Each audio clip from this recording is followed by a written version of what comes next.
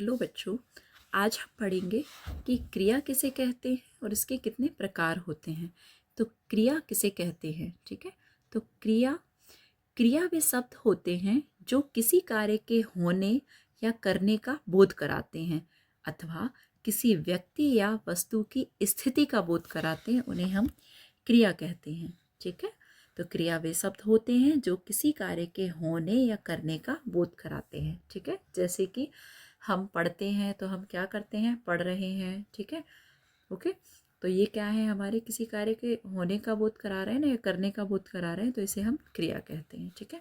तो इसकी विशेषताएं क्या क्या होती हैं। तो क्रिया के बिना वाक्य पूर्ण नहीं हो सकते। कुछ क्रियाएं स्वघटित होती हैं और कुछ की जाती हैं। तो कुछ स्वघटित मतलब अपने आप से होने वाली भी क्रियाएं होती हैं, ठीक है। क्रियाएं एक या अधिक शब्दों से मिलकर भी बन सकती हैं, ठीक है। क्रिया के रूप लिंग, वचन, कारक तथा काल से प्रभावित होकर परिवर्तित हो सकती हैं। जैसे कि मैंने बोला राम चलता है, अब राम की जगह मैंने सीता कर दिया तो सीता चलता है नहीं होगा, सीता चलती है होता है, चलती है होगा। क्यों? क्योंकि इसमें लिखा हुआ है ना, क्रिया के रूप लिंग, वचन, कारक। तो हमने लिंग चेंज किया तो क्रिया का शब्द भी चेंज हो गया, ठीक है। इसलिए वह विकारी शब्द होते हैं। विकारी शब्द किसे कहते हैं? जो लिंग, वचन, कारक के अनुसार चेंज होते हैं, ठीक है। आगे पढ़ते हैं हम। आगे क्या है? धातु। अब धातु क्या होता है? तो क्रिया के मूल रूप को हम धातु कहते हैं। धातु के 4 भेद होते हैं। तो सामान्य धातु क्रिया के धातु में ना प्रत्यय लगाकर बनती है। जैसे कि लिख में ना लिखा दिया तो लिखना, पढ़ में ना लगा दिया पढ़ना, ठीक है। तो इसको हम बोलते हैं सामान्य धातु। अगला है व्युत्पन्न धातु। तो सामान्य धातु में प्रत्यय लगाकर बनती है। जैसे कि लिखना में, जैसे कि लिखना, लिखवाना और लिखाया। तो लिख प्रत्यय मतलब पीछे जोड़े जाने वाले शब्द, ठीक है। इनसे हमने चेंज कर दिए ना, लिख में लिखना ना जोड़ दिया, लिखवाना वाना जोड़ दिया, लिखाया आया जोड़ दिया, ठीक है। अब आता है नाम धातु, संज्ञा। नाम धातु, तो नाम धातु क्या होती है? तो नाम धातु संज्ञा, सर्वनाम या विशेषण शब्दों में प्रत्यय लगाकर बनती है। संज्ञा, सर्वनाम या विशेषण शब्दों में प्रत्यय लगाकर बनती है, ठीक है। मिश्र धातु क्या होती है? तो संज्ञा, विशेषण तथा क्रिया विशेषण शब्दों के बाद करना, लेना, लगना, होना, आना आदि लगाकर बनती है। तो ठीक है, तो क्रिया 2 प्रकार की होती है, कर्म के आधार पर, प्रयोग के आधार पर, ठीक है। तो कर्म के आधार पर क्रिया के भेद कितने होते हैं वो पढ़ते हैं हम। तो कर्म के आधार पर क्रिया के भेद होते हैं 2। पहला है हमारा अकर्मक क्रिया और दूसरी है सकर्मक क्रिया। तो अकर्मक क्रिया क्या होती है? वाक्य में जिस क्रिया के प्रयोग में कर्म की अपेक्षा नहीं होती या फिर जिस वाक्य में कर्म नहीं होता, उसे हम अकर्मक क्रिया कहते हैं। जैसे शीला हंसती है, तो शीला हंसती है, काम हो रहा है लेकिन क्या कर्म नहीं है, ऑब्जेक्ट नहीं है। बच्चा रो रहा है, तो क्या रो रहा है पता नहीं है। जैसे कि मैंने एक सेंटेंस बोला कि पक्षी उड़ रहे हैं, तो क्या उड़ रहे हैं, है ना, कहाँ उड़ रहे हैं, कोई हमारा ऑब्जेक्ट नहीं है, कर्म नहीं है, ठीक है। अगला है सकर्मक क्रिया।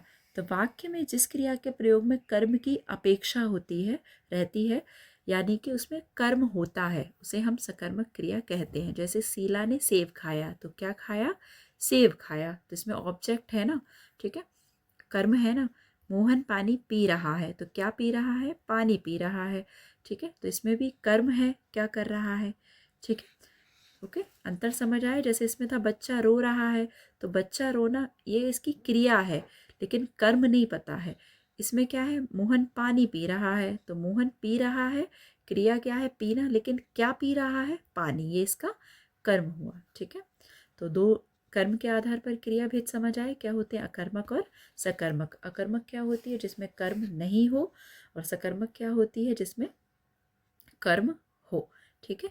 तो इसकी पहचान क्या होती है? पहचान पढ़ते हैं हम कि पहचान क्या होती है? क्रिया के साथ क्या अथवा किसको लगाकर प्रश्न पूछने पर जो उत्तर मिलता है वह कर्म कहलाता है। तो जिन वाक्यों में एक कर्म होता है उन्हें एक कर्मक कहते हैं तथा दो कर्म वाले वाक्यों को हम द्विकर्मक कहते हैं। तो जिन वाक्यों में प्रश्न करने पर उत्तर मिलता है उन्हें सकर्मक तथा जिनमें नहीं मिलता है उन्हें अकर्मक क्रिया कहते हैं। ठीक है, तो जैसे कुछ क्रियाएं दोनों अकर्मक और सकर्मक हो सकती हैं, जैसे कि बोलना, और कुछ क्रियाएं अकर्मक मानी जाती हैं जबकि वाक्य में उनके प्रयोग में कर्म की अपेक्षा रहती है, जैसे कि लाना। ठीक है, अब आता है प्रयोग के आधार पर क्रिया भेद। ठीक है, तो प्रयोग के आधार पर कितने होते हैं वो हम पढ़ते हैं। तो प्रयोग के आधार पर हमारे होते हैं, पहला है संयुक्त क्रिया।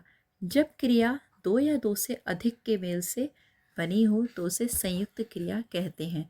जैसे मैंने पत्र लिख दिया है, तो मैंने पत्र लिख दिया है। अगला है हमारा सहायक क्रिया। तो जो क्रिया शब्द मुख्य क्रिया शब्द की वाक्य निर्माण में सहायता करते हैं, तो जो क्रिया शब्द मुख्य क्रिया शब्द की वाक्य निर्माण में सहायता करते हैं उन्हें हम सहायक क्रिया कहते हैं। जैसे तुम खेल रहे थे, तो इसमें रहे थे ये क्या है हमारा सहायक क्रिया, और खेलना क्या है हमारी मुख्य क्रिया। ठीक है, प्रेरणार्थक क्रिया क्या है, जिन शब्द के माध्यम से पता चलता है कि कर्ता स्वयं कार्य नहीं कर रहा है, वो अन्य को कार्य करने के लिए प्रेरित कर रहा है। जैसे कि मैंने नौकर से काम करवाया, मैंने तुमसे प्रश्न लिखवाया। ठीक है, तो खुद ना करके काम, स्वयं ना करके किसी और के द्वारा करवाना। अगला है हमारा पूर्वकालिक क्रिया। तो जिन क्रिया शब्द को मुख्य क्रिया से पूर्व किया जाता है उन्हें पूर्वकालिक क्रिया कहते हैं। जैसे मोहन पढ़कर खेलने गया, ठीक है, या मोहन पढ़कर खेलने चला गया। तो खेलना क्या था मुख्य क्रिया, लेकिन उससे पहले क्या किया उसने, पढ़ाई। तो पढ़कर खेलने गया ना, तो पढ़कर क्या हुआ हमारा पूर्वकालिक क्रिया। ठीक है, तो समझ आया हमारा प्रयोग के आधार पर क्रिया के भेद कितने होते हैं, 4। पहला संयुक्त क्रिया, फिर है सहायक क्रिया, फिर प्रेरणार्थक क्रिया और पूर्वकालिक क्रिया। ठीक है,